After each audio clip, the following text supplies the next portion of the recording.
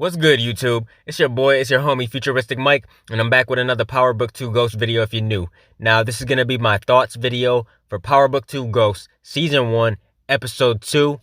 If you're a fan of Power, if you love Power, hit the like on this video. If you're new to my channel and this is the first time you're finding me, subscribe and turn on those post notifications so when I post videos on Power Book 2 Ghost, you get them.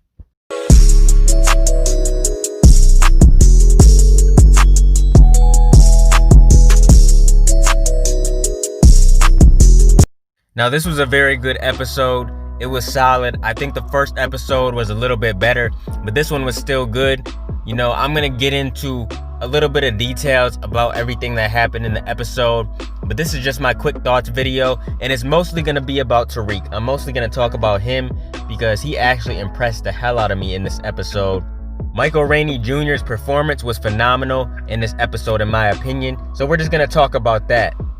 Now, of course, a lot of different things happened in this episode. It showed more of Tasha in prison. You know, she was talking to Method Man's character, Davis McLean, and this new character we've seen in this episode, Miss Matarazzo. She's working with Davis McLean. She's his investigator, so we've seen her in this episode. They're questioning Tasha as if she was under oath. She pretty much exposed James St. Patrick and told them everything that he was up to, that he was a criminal, drug-dealing kingpin mastermind, pretty much. We also seen more of Braden in this episode. He was talking to Tariq when we first seen him, and he was like, man, look, if you got something going on with the streets, I want back in. We was balling out at Choke, so he wants back in on whatever Tariq is doing, and Tariq's like, look, there ain't nothing going on right now. But you know, eventually Braden will be brought back into the loop, and he'll be making money with Tariq. We see Mary J. Blige. We see she's sleeping with that cop from the first episode when he pulled up and he was trying to see if everything was all right. We see that she's sleeping with him.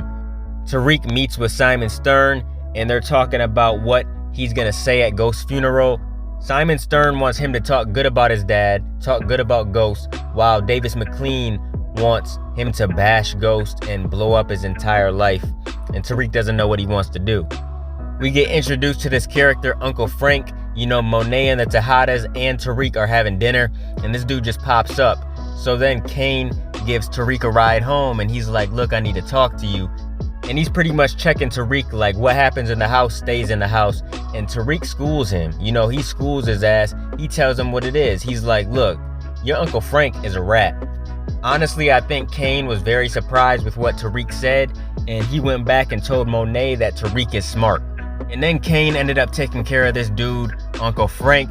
He ended up going to the bar that he was drinking at. He knocked him out. You know, he took him somewhere, he shot him, and then he cut up the body. Kane, Drew, and some others took care of the body. You know, they grinded up the body or cut it up or whatever and put it into barrels, and then they took care of it. So I guess we ain't seeing much of Uncle Frank. I guess he was only in this episode.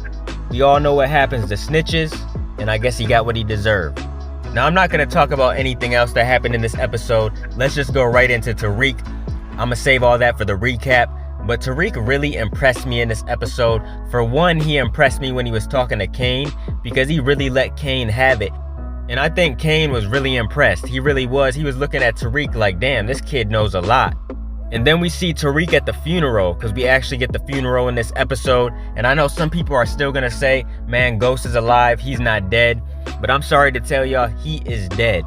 People keep on saying they didn't open the casket, we didn't see his body. That might be true, but I mean, come on now, they had the casket. It's not like it's going to be an empty casket. When they were carrying that casket, I think they would know if there's no body in it. But anyways, they was going to have Tasha speak at Ghost's funeral. You know, she was going to say some words about him.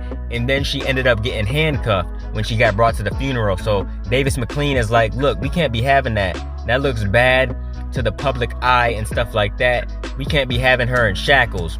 So then they said that Rashad Tate might end up speaking and saying some kind words. He was willing to speak. And we all know Rashad Tate was only willing to do that for the public eye to make himself look good. But then Tariq was like, look, I'll do it. So he goes up there, and this was a very emotional scene. It was seriously emotional, and Michael Rainey Jr.'s acting was on point. He went up there and he told it like it was. He said, you know, my father was a complicated man. I'm finding out more things about him right now than I did when he was alive.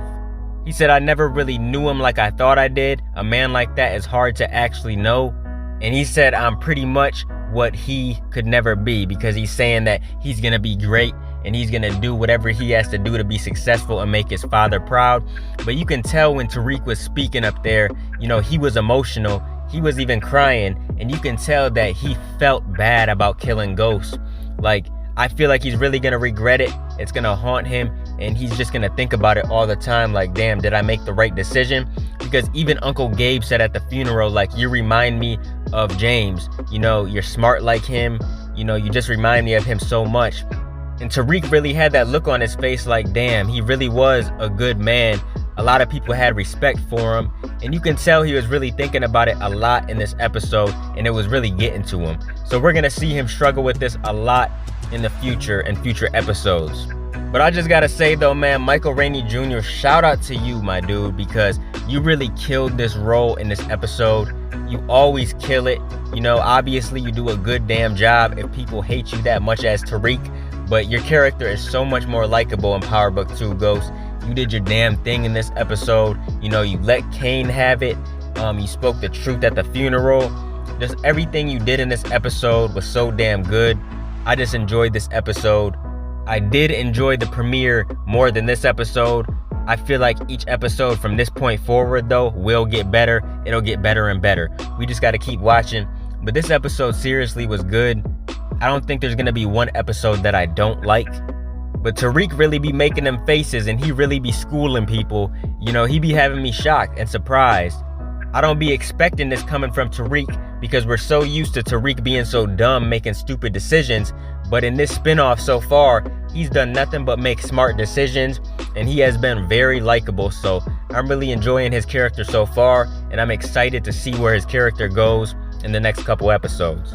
But overall, man, it was a solid episode. This is just my quick thoughts. Wanted to come on here real quick and tell y'all what I thought of the episode. I thought it was good. Comment what you thought down below in the comment section. Did you like it or did you not? Comment your theories, predictions, everything else for the rest of the season.